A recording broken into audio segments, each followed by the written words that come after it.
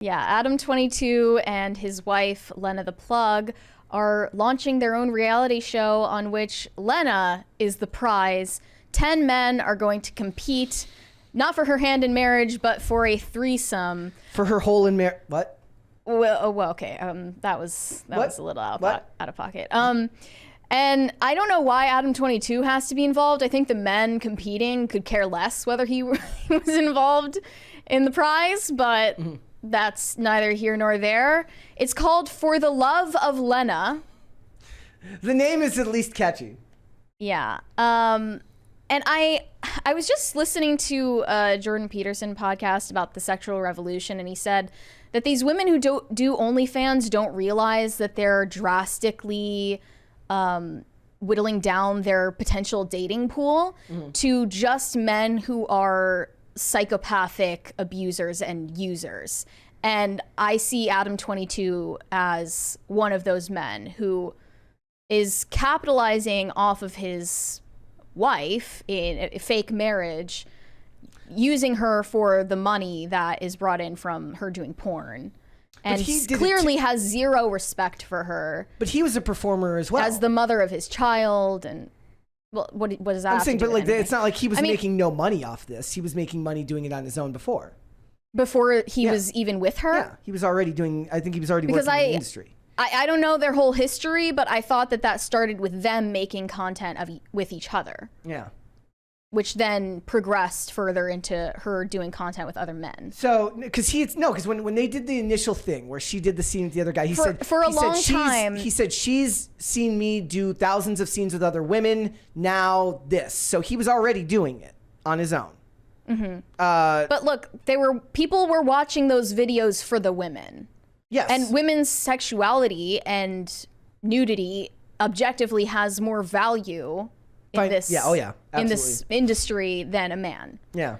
And he is selling his wife essentially as a product and doesn't see her as a human being. She's selling herself too. It's not like he doesn't own her and she's got her own money, so she's just as complicit in this. No, she's making the choice to do this. It's not like he's taking all the money. What is the point of even getting married? Like, what does that mean to you at this point?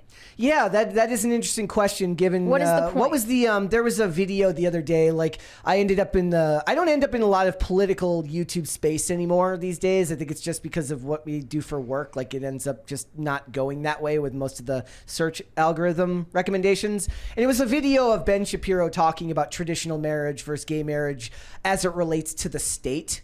And why, how back in the day, traditional marriage meant like it was about having kids, which is why it was subsidized by the state, which is what was his argument for why gay marriage would not make sense legally. But that just goes to show, right? Like the idea of what marriage is, meaning like you love someone a lot, regardless of whether you can have kids or not, really came into power in the 60s and later. So the idea of marriage has changed drastically in just the last 50 or 60 years. I think that without some kind of rules that are actually enforced, there's no point in having marriage beyond a contract, right? So you've got religious rules and your religious marriages, there's going to be influenced by the whole church, or ostensibly they'll be influenced by the church, the priests and stuff.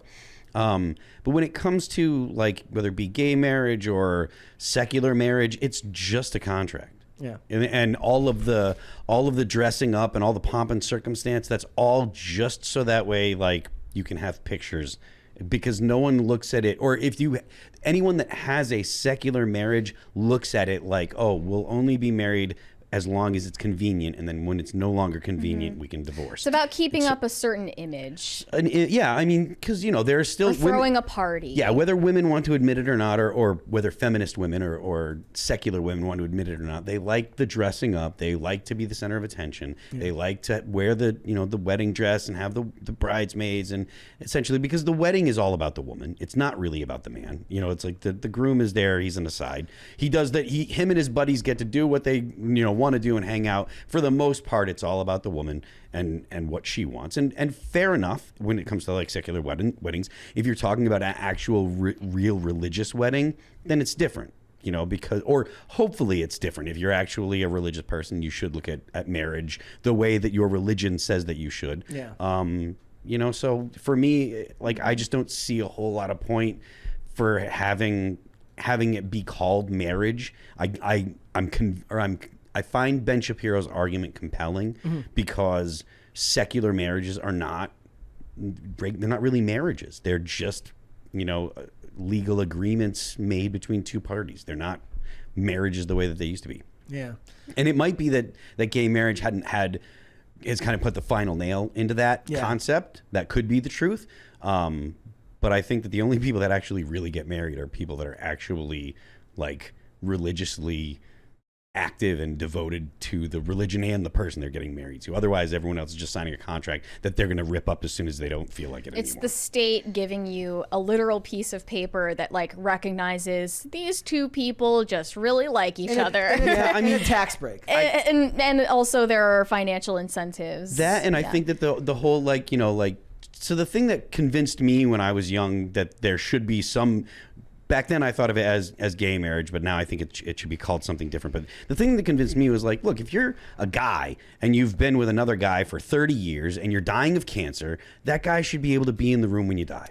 Yeah. Like that was the person that you confided in, that treated you with respect and love and blah, blah, blah. That person should be able to hold your hand at the most horrible time in your whole life, and that's at the very end. Yeah. It bothers me to think that there were dudes that were like, you can't be with him and he can't see you for the last time. That does bother me. Like that's wrong to me. But that being said, it does cheapen actual marriage when it comes to like religious marriage, where people are actually going to be more likely to be committed because they have all of the social pressures of their community, the religious community that go along with it, as opposed to the people that look at marriage just as a, you know, hey, check it out, we can call each other husband and wife because the government said, you know. There's a $30 super chat here from Kyle Dixon. Says, Care Bear, thank you for the cute of the day. Shut up and take my Frost Bucks.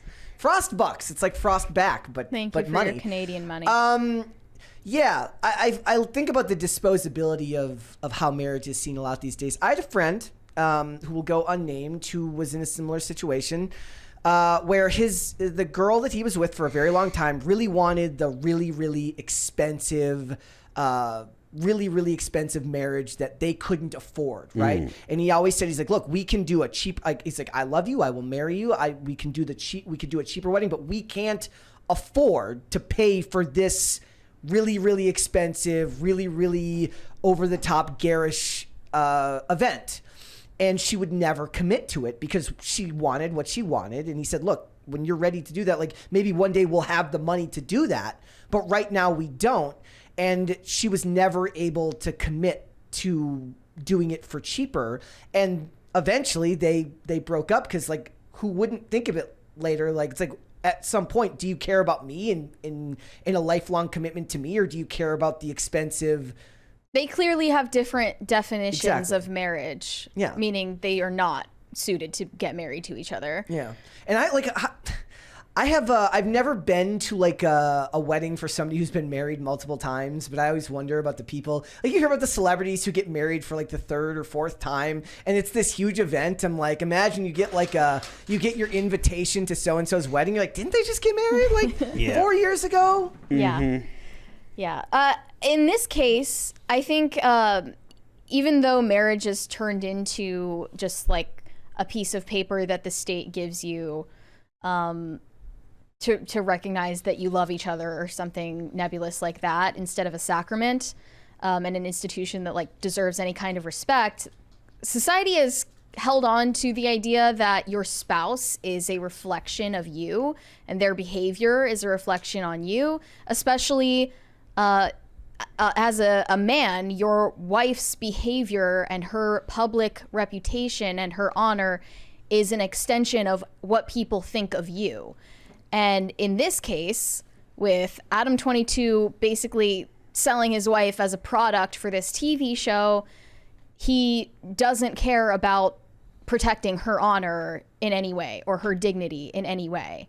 Because they see marriage as something far more disposable. It's a party. Yeah. It's a photo on Instagram to them. And that's how you also end up with situations like them having a threesome with the OnlyFans teacher who is also married. Hold on. We got a $20 super chat here from Derpwing Duck. He says, if you're married and she wants to abort the child, do you get a voice? No. If she wants to trans the kid again, or if she wants to trans the kid again, no. If she wants to cheat, nope. If she wants to divorce, again, no. So tell me, what does a man get?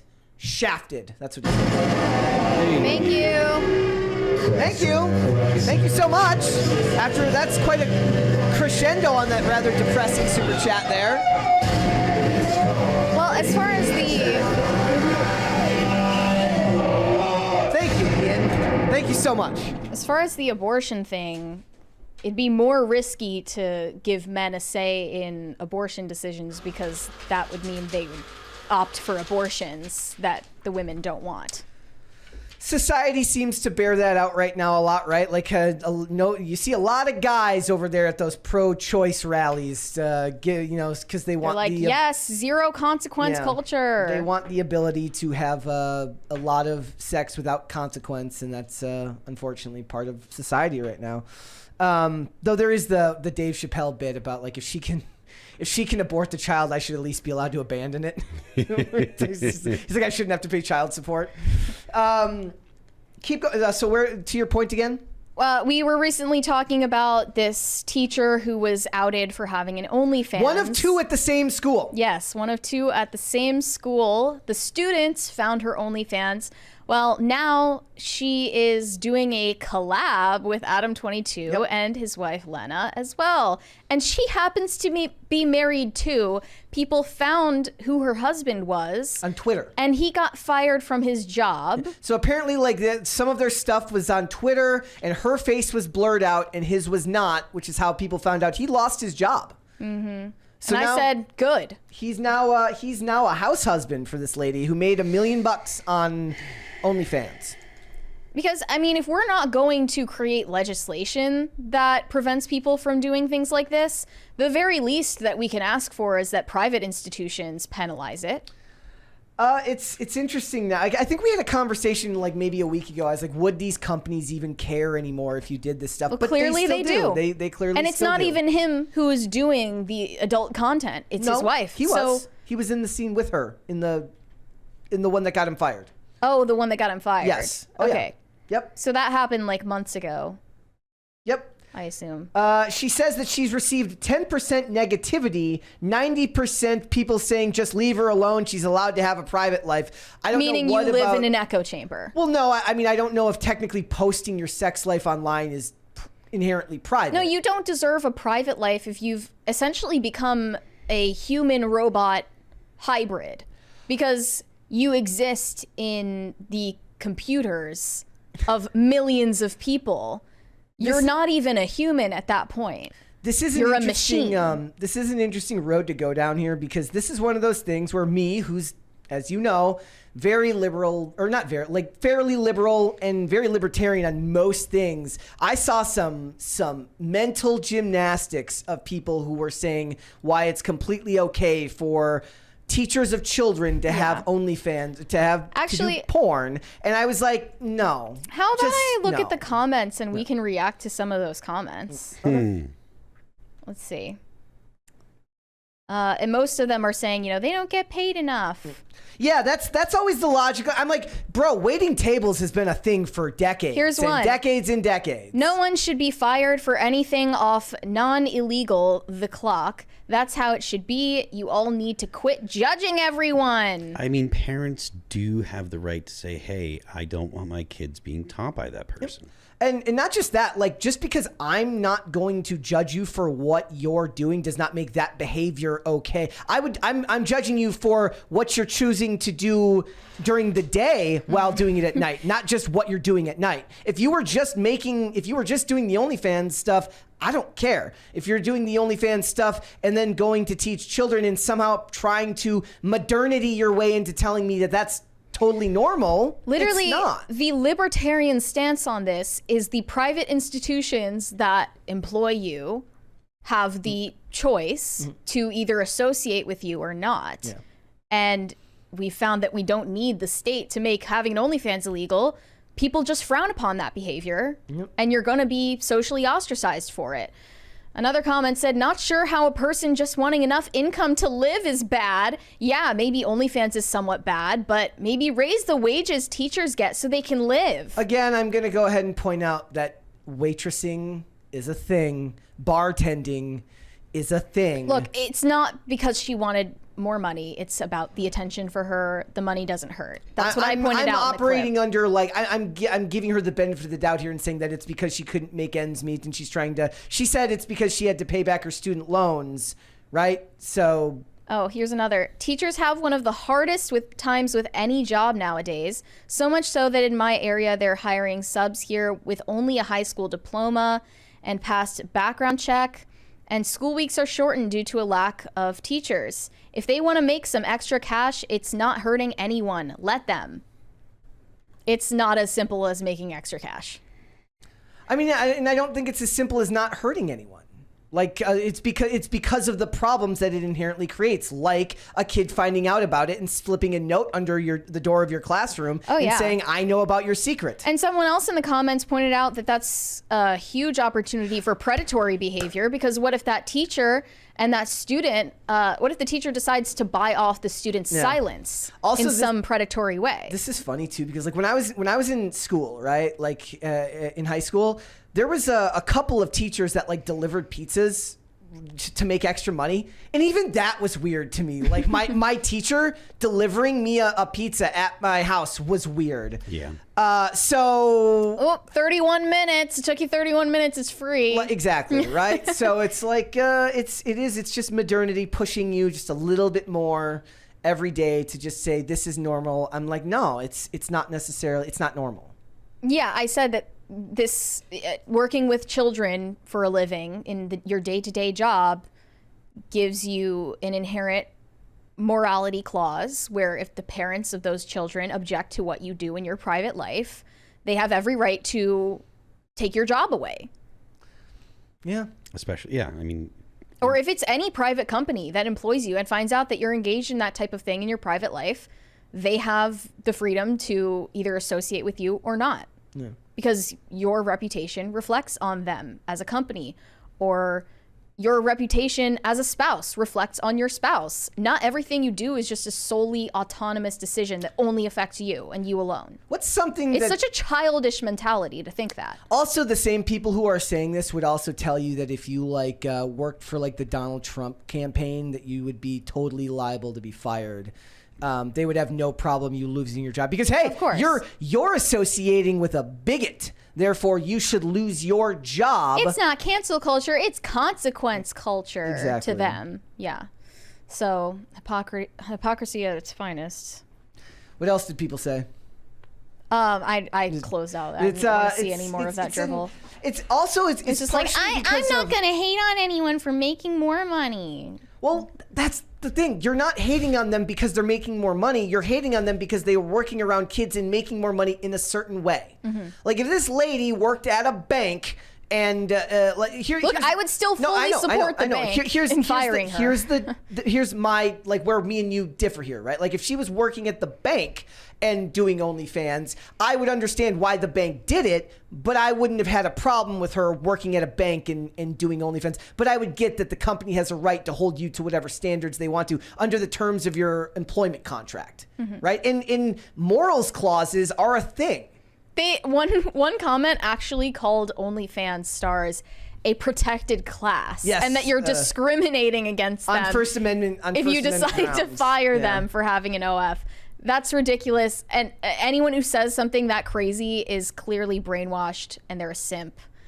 They're just brainwashed by pornography and have no grip on reality anymore. I wouldn't I'm starting to wonder like at what point do the companies, because you hear all of the news about these types of things are always pro propaganda, right? So it's like they made Bad Baby made she made $18 million off of OnlyFans in the first month. Yeah. Who's that? Bad Baby. Yeah, literally it wasn't 18 million off the first month. It was.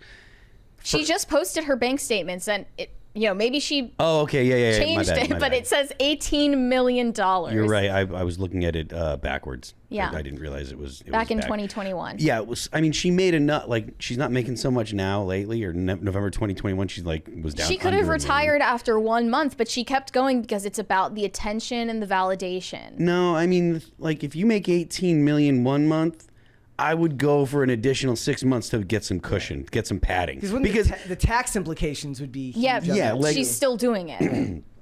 Yeah, I mean, like I would probably stop once it went under $1 million because by the looks of the meme that I'm seeing here, she was closing in on like 30 mil that she had made. You take 10 million, and because half of it's going to the government, so you take 10 million and you put it away so that way it can make money. You can blow $5 million, which is actually easier said than done. But that 10 million will continue to make you enough money where you never have to do anything again. You are done working. Your life is good. You will live in luxury if you got that kind of money. That's big money. Thanks for watching. Listen to full episodes of Pop Culture Crisis on Spotify. Keep up with us on social media and make sure you subscribe and ring that bell so you never miss the show. Bye, guys.